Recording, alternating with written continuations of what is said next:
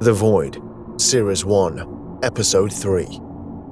Trust in the Enemy, by Richard Marcus Powell. Chapter 12. Hanna Ilyas was engaged in assigning tasks to subordinates when the captain caught her attention. "Hanna, can I speak to you for a moment?" She assigned the current task to an individual and then made her excuses. She joined Captain Schafer in the main meeting room in the command center. "What is it, sir?" "I would like to request your assistance to try and determine the honesty of this Teel defector." "I'm restricted by law to intentionally focus scan individuals. It doesn't cover surface thoughts or general mental static, but it does forbid us from performing sustained scans of people." Schafer noted how practiced the words came out. It was obvious this was a line she had spoken many times. "I know, Hanna, but there are exceptions," Schafer acknowledged. "And one of them is military security. If I feel an individual represents an immediate threat to the security of the ship, then I can employ the use of a telepath." "Yes, sir," Hanna confirmed.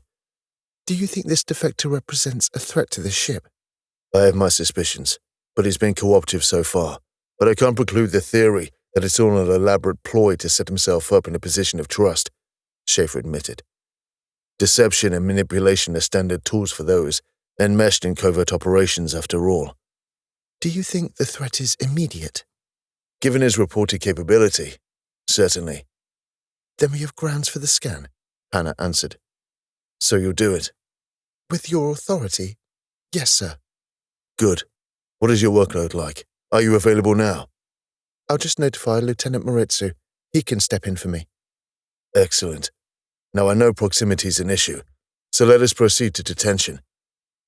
They left the meeting room, pausing only for Hanna to delegate responsibility to her second-in-command. They made their way to the elevator and prompted it to travel to the prison complex.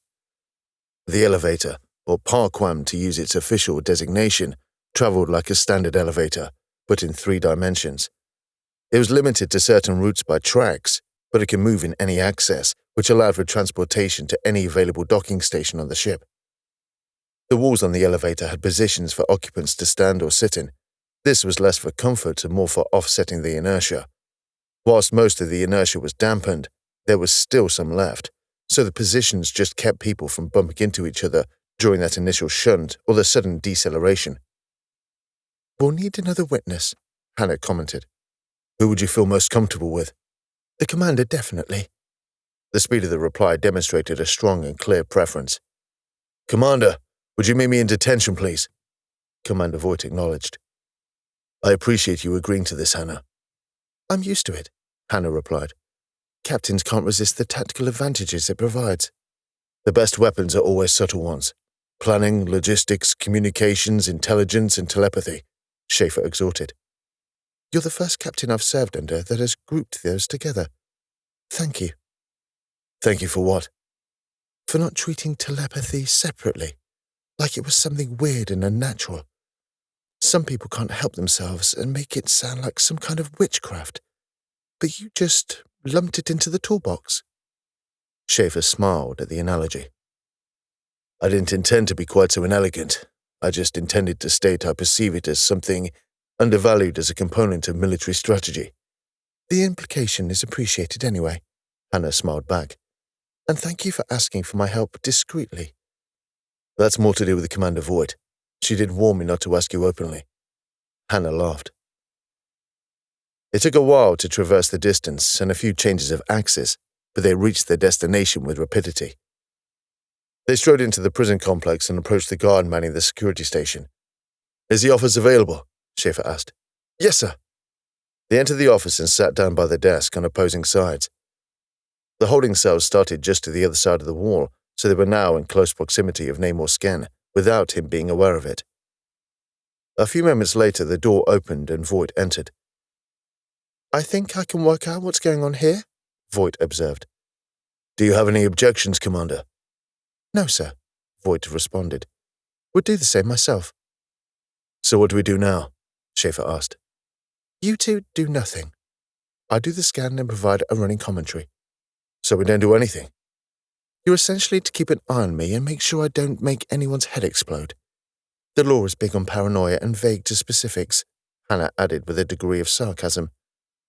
You're not going to project any thoughts into my head or anything like that? Sorry, Captain. That would be illegal. You sound almost disappointed, sir, Voight joked. I just don't like not knowing what's happening. Don't worry, sir. I'll be doing my best to relate what I see. I'd rather see for myself. Schafer sulked.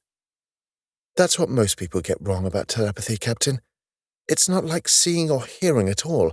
It's more like dreaming than anything, Hanna described. The mind is a surreal and incongruous landscape, and quite unlike any of the other senses. If you're not used to it, it can be quite disturbing. I imagine Mr. Sken's thoughts will be quite disturbing, so be careful, Voight advised. You can never tell with people, Commander. What looks calm and collected on the outside could be chaos on the inside, Hanna explained. You have to be careful with every living thing with a brainstem. If there's anything in there that looks like a threat, pull out immediately, Schafer added. I will, Captain. The room fell into silence as Hanna closed her eyes and concentrated. To Schafer and Voight, it looked like very little was happening, but to Hanna, she was focusing inward, pushing the other senses to one side to reach out with her mind. The latent static that always bubbled in her mind grew into a roar as everything nearby crashed into each other. Each mind was a radio broadcasting noise. I can sense the thoughts of everyone nearby, Hanna explained. Both of you are easily discernible. The guards outside I can isolate. I'm searching for the cell's occupant. This is why you need to be close. Yes. The closer someone is, the more easily discernible they are against the general static. Now shush. Questions are distractions. She could sense the mind in question and reached out toward it. Even before their consciousness touched, she could sense something was wrong. The stream of consciousness was being interrupted in a way that she hadn't experienced before. She experienced something akin to it before in the minds of those with serious mental disorders, but this was less of a wavering path and more one that was there one moment and not the next, only to reappear again. Oh, this Mr. Sken is not in good shape. Mentally speaking, she described. His mind's fractured in a way I've not seen before. In what way? Shh, Hanna warned. He's missing parts of his consciousness. Some of his memories are gone, and he has some implants that seem to be overriding his own thoughts. The poor man. It's such a mess in there. Schafer started to say something, but Hanna immediately held her finger up, and he stayed silent. Hanna started getting impressions from his memories. They weren't visual in nature, but emotive, at least to begin with. Form and images started to enter the frame, and she could start stitching the elements together. Some of the memories were horrible, acts of murder and carnage carried out with a sense of pleasure and accomplishment. This was disturbing on its own, but it was what was absent that she found more perturbing. No empathy or remorse, any kind of emotion associated with guilt. There were some flickers of this in some memories, but they were so subdued as to be insubstantial. This was indicative of a true sociopath, but there was something that seemed manufactured about it. His emotions don't seem right. I mean, they're sociopathic and all rather disconcerting and creepy, but it doesn't feel like an organic extension of his personality. She found herself looking out of his eyes at Dr. Takuma, listening to a conversation about his implants. She followed the mental trail and found them, along with gaps where others had been. There we go. That's why. He had implants influencing his behavior. Obscene, Hanna continued. His emotions are all raw and vivid at the moment. I don't think he's used to experiencing them. He's so confused and frightened. There was also something she wasn't expecting. Deep within his mind, there was a young child crying. Hanna found that the realm of the subconscious mind was often heavy on the symbolism and light on the subtlety, so this was obviously his younger self. Is this how you see yourself? Hanna whispered. Do you see yourself as an innocent party? This was a gambit on her part. She could be an observer in someone's mind, and they might never be any wiser. However, as soon as any interaction begins, that person becomes aware of the intruder's consciousness. It might take a little while for them to recognize it, but eventually, even the most dull-witted individual could realize. I know how it must look, but I was never a boy. Namor's dismembered voice rang out in his mindscape, and I didn't realize the Liberator had a telepath. You recognize what I am? I've had telepaths in my head before. It's not a new sensation to me. I'm not going to hurt you in any way. I would hope not, but I know why you're here. Sken's consciousness obseded. Have a look for yourself. I have nothing to hide. Just be gentle. You telepaths can be a bit rough. Hanna could sense he was being as honest and open as he could be. He attempted to hide nothing from her, and there's plenty she felt he should hide.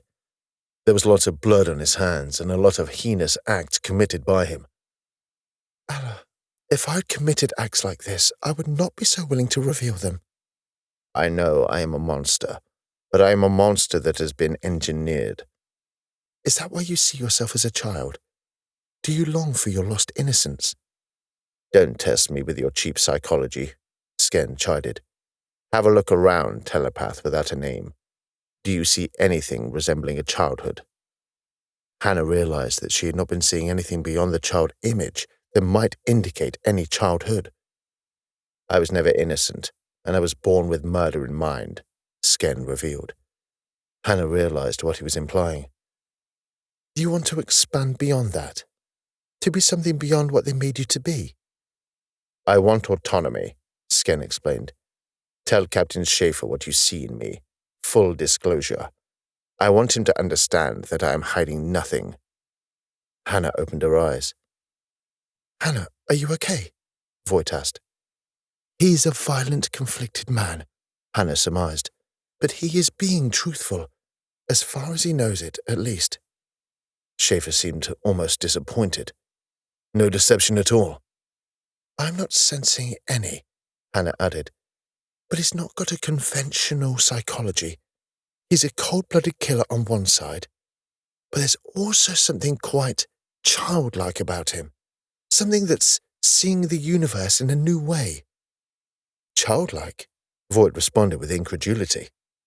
In a way, it's like a new side of him that didn't exist previously, even recently. I don't think he ever had a choice before. So both you and Dr. Takuma seem to think he's not entirely responsible for his actions. What I saw in there, no. I'm not saying he's innocent. Far from it. He is still a very dangerous man. But I do think there are mitigating circumstances and that he is genuine about his intentions. Schafer mused over this. This was the second testimony he had, giving credence to the idea that Namor Skenn might not be the threat he envisioned. Nonetheless, even with this testimony, he was not going to give the defector an easy time. Do you believe him to be a threat to the security of the Liberator? Potentially, yes, Hanna admitted, but his willingness should make it manageable. If needed to, do you think we could pull the information we require from his mind? Sir, you know that wouldn't be admissible in any court of law. I know, but we need to as a last resort. Can you do it? Possibly. I can't say for sure. It's an unreliable process at the best of times, let alone with a fractured mind. Okay. Well, we don't do that unless absolutely necessary, Schafer decided. If we are to be his keepers, we might as well let him out of confinement. Give him limited access to the ship, living quarters and recreational facilities only, Voight suggested. We keep him confined. He won't be so receptive forever. Agreed, but I want him under constant surveillance, Schafer nodded. Kane. Yes, Captain. Can you keep Mr. Sken under observation at all times? Yes, sir. If he takes one step into any region designated secure, I want a security team on him before he gets to make it to the second step. Any violation involving Mr. Sken, I want to be notified immediately. Would you like me to inform you as well, Commander? Yes, please. Hanna, just one last thing. What is it, Captain? Is there anything you can do to secure Mr. Sken? It doesn't quite work like that. Despite what the general population thinks, we can't really control minds. We can interact, but we can't force. Not that I would even if I had the capability. Point taken, Schafer conceded. Okay then, I think we're done here. Thank you for your assistance, Hanna. No problem, sir. The trio got up to leave the office and walked through, acknowledging the guard on the way. They hadn't quite exited when they heard a voice coming from the holding cells. Captain, could I have a quick word with the telepath? Namor Skenn could not see them from where he was, as the cells were facing each other and a door with a privacy filter stood between them. The privacy filter was to prevent the inmates from being able to view the security station or its environs, so it seems he had heard the footsteps and deduced what was happening. Hanna looked towards the captain. It's up to you if you want to interact with him. She wondered about it for a moment. She felt pity for the man, but also fear. He had been manipulated and tormented, sure, but this didn't detract from the horrors she saw within his mind, horrors he had committed. With trepidation, she opened the door to the holding cells and confronted him. Thank you, he welcomed. I'm sorry for violating you like that. Don't worry, I expected it. Your presence was just a bit of a surprise is all, Sken responded. But I did want to ask a favor of you. A favor? Nothing sinister. I would just like to talk to you on occasion, Sken asked. I want your help to make sense of what's in my mind. I'm not a psychologist, I'm afraid. I'm not after a psychologist. They only offer professional opinions derived from research and previous cases, Sken opined. They offer analysis based on something they can't see or experience for themselves. You can. I wouldn't know where to start, Hanna revealed. It's a tangled web in there. That's one way to put it, Sken derided. But I'd rather just have someone to talk to who's experienced it. I don't know. I'll see what I can do. I would appreciate it if you could spare the time. I have to get back now. Sken nodded. Before you go, what's your name, telepath? Hanna. Sken nodded again, as Hanna turned to leave.